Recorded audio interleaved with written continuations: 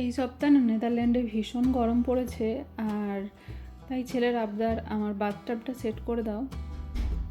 সেই জন্য ওর পাপা ওর বাথটাবটা সেট করে দিয়েছে আর ওর মধ্যে জল ভরে দিয়েছে।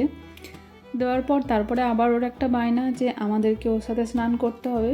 আমরা একটু কাজে ব্যস্ত ছিলাম, সেই জন্য ওর ফ্রেন্ডকে ইনভাইট করে ডেকে এনেছে।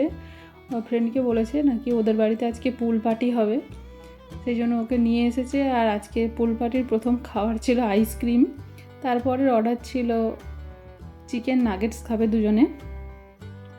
তো আমি চিকেন নাগেটসগুলো এয়ার ফ্রায়ারে বসিয়ে দিয়ে এসেছি আর রান্নাটাও বসিয়ে দিয়েছি।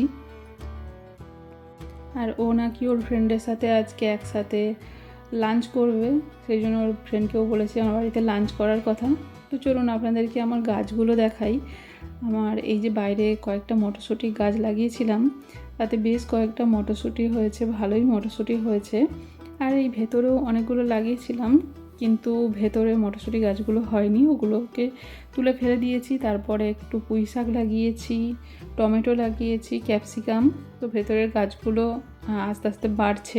এত গরমের জন্য স্কুলও তাড়াতাড়ি ছুটি হয়ে যায় বাচ্চাদের, আর বাচ্চারা বাড়িতে এসে প্রত্যেকের ব্যাকইয়ার্ডে এরকম করে বাথটাব সেট আছে, সবাই এসে ওই যে জলে বসে একদম সেই ওঠে মানে সন্ধ্যে 6টার সময় বাচ্চারা ওঠে বাথটাব থেকে।